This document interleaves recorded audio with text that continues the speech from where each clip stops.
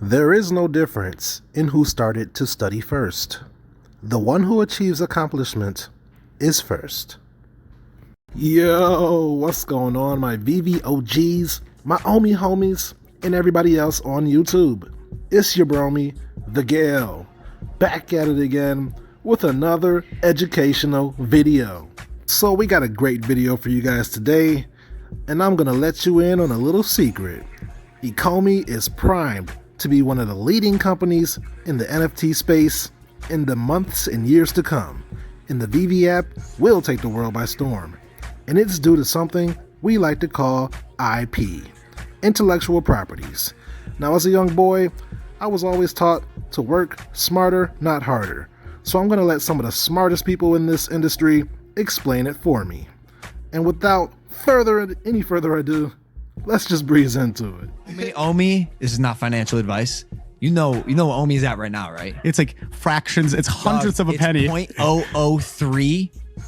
This they didn't pay me to do this. They should. I'll reach out to them, but we'll take free coins. It's like a fraction of a cent of a cent. Yep.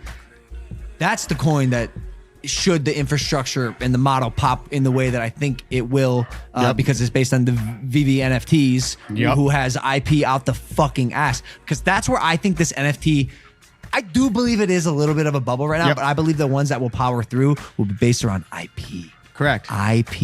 Yep. And the ones they have are crazy. Brands have an existing perceived value, and they have an existing value that people accept. And it's like it expired. There's a certain quality bar. There's a certain brands just don't release random stuff. They make conscious choices about what they're choosing to release, and every single person, no matter despite what a lot of people may think or talk about, any brand that has any semblance of quality is not trying to cash grab with their stuff. They're really thinking deeply about what they're putting out, because what matters is not the individual success of one thing they release, it's the overall value of the brand, of the IP.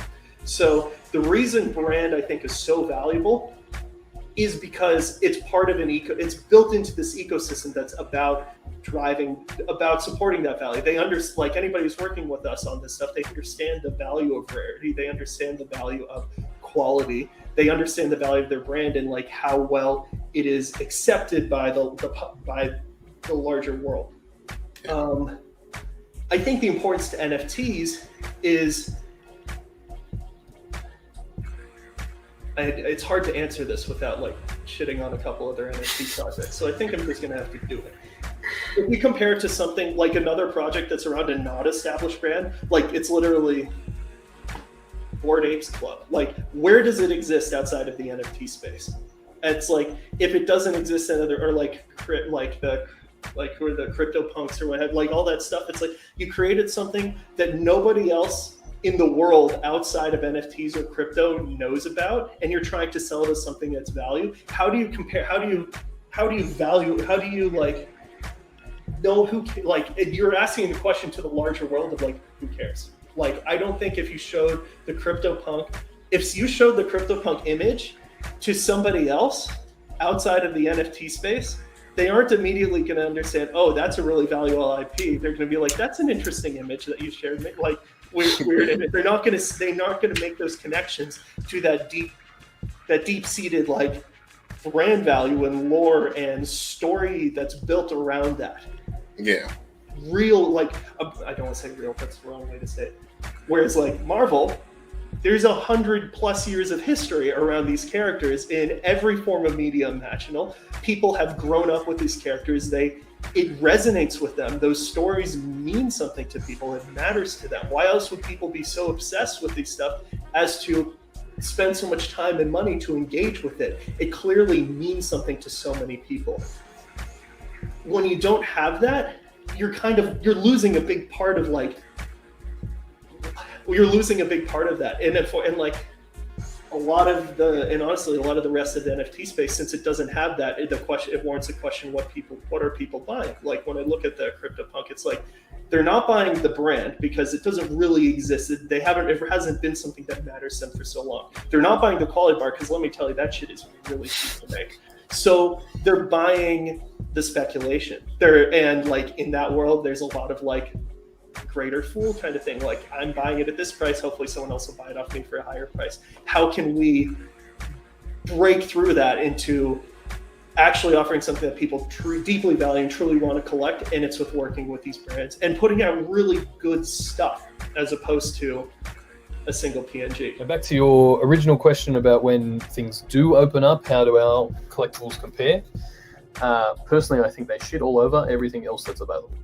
That is obviously my opinion, but the difference between what we offer and, I love it. Yeah, maybe I'm a little confident there, but the differences between what we offer and what is available on OpenSea or that user-generated content, even though our model might be the same and the edition numbers grow, or that's the differentiator. It's because our products come with an established fan base. So the desire to own these items already exists, and we've obviously maintained that scarcity and rarity in light of the edition number being the differentiator. And we're really the only people doing it. There aren't many or any licensed collectibles on OpenSea, or not in the same capacity that we're kind of producing them. So, I really think that will continue to set us apart. You've got characters and collectibles that have value in the physical world already, and you're taking that and moving it to a medium that is new. You're not trying to reinvent the wheel. We're not trying to create a new fan base or audience around new content. We're bringing content that people already know and love and already has an innate value to those people. So really, I expect them to continue to dominate and be successul on that front. But just to add to that, we are releasing one-of-ones. There will be more exclusive content than what's currently available.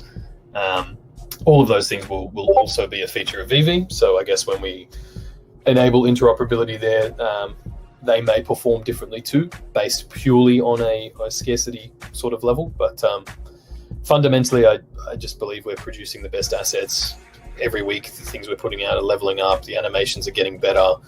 The technology is getting better. I think once all this has taken place, we'll continue to rise to the top. And there you have it. That's the video, my friends. If you've made it this far, thank you for watching. And if you learned something and or was entertained, feel free to leave a like on the video to help me in the algorithms. So hopefully this video gave you a little something to think about if you didn't already know. Intellectual properties and brands is going to be the driving force that will push Ecomi to the top. The cream always rises to the top, and we do believe that will be Ecomi and the Veve app. And Ecomi is doing it right. As you can see with these Spider-Man NFTs down here, there's nothing else like this out there right now, and it'll be a while before anybody else touches these NFTs. That's my opinion, and I do believe it's fact. And with that being said, I'm not a financial advisor. I am just your friendly neighborhood genius, sharing his thoughts and opinions on the Ecomi company and the Veve app. So take everything that I say with a grain of salt. And with that being said, thank you again for watching, and I will catch you in my next video. Until then, peace out and hodl strong. Later.